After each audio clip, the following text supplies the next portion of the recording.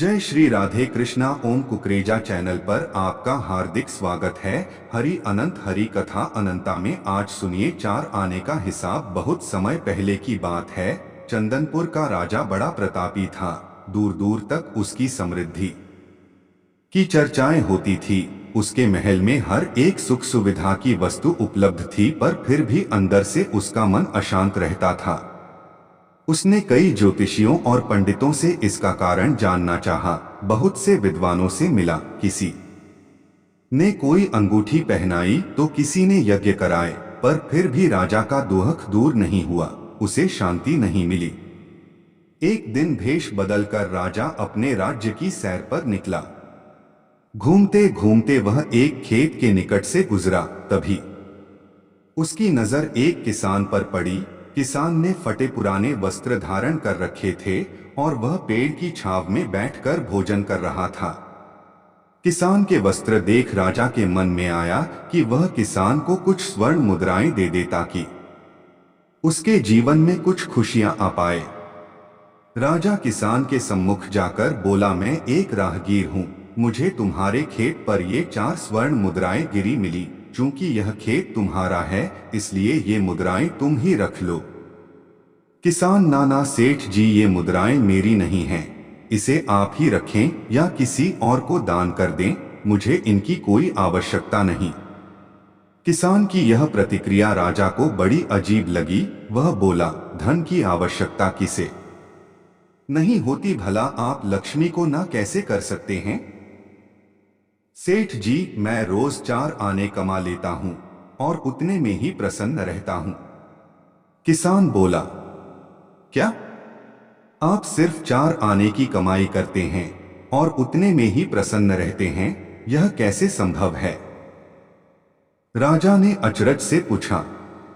सेठ जी, किसान बोला, प्रसन्नता इस बात पर निर्भर नहीं करती कि आप कितना कमाते हैं या आपके पास कितना धन है। प्रसन्नता उस धन के प्रयोग पर निर्भर करती है।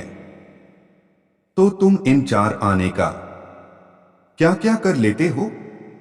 राजा ने उपहास के लहजे में प्रश्न किया। किसान भी बेकार की बहस में नहीं पड़ना चाहता था। उसने आगे बढ़ते हुए उत्तर दिया, इन 4 आनों में से एक मैं कुएं में डाल देता हूँ, दूसरे से कर्ज चुका देता हूँ, तीसरा उधार में दे देता हूँ और चौथा मिट्टी में गाड़ देता हूँ। राजा सोचने लगा।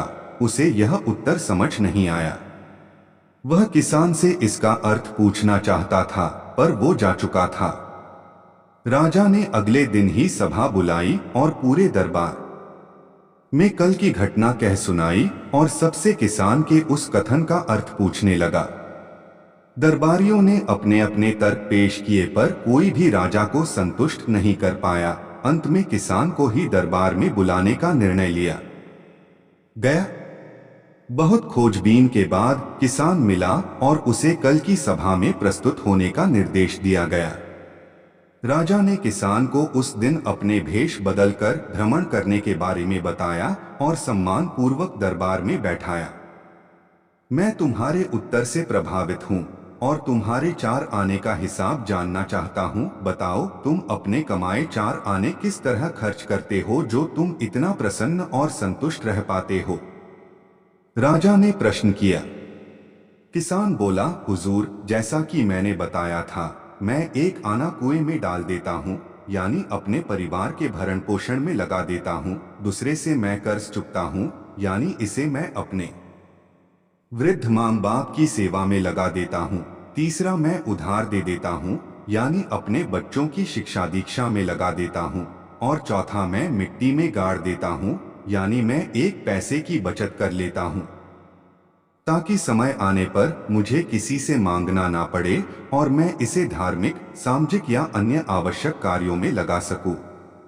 राजा को अब किसान की बात समझ आ चुकी थी।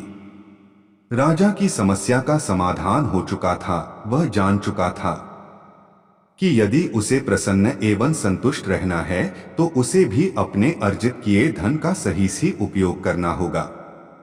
मित्रों, देखा जाए तो पहले की अपेक्षा लोगों की आमदनी बढ़ी है, पर क्या उसी अनुपात में हमारी प्रसन्नता भी बढ़ी है? पैसों के मामलों में हम कहीं न कहीं गलती कर रहे हैं। लाइफ को बैलेंस्ड बनाना जरूरी है और इसके लिए हमें अपनी आमदनी और उसके इस्तेमाल पर जरूर गौर करना चाहिए, नहीं तो भले हम लाखों रुपए कमा ले पर फिर भी प्रसन्न एवं संतुष्ट नहीं रह पाएंगे। जय श्री राधे कृष्णा।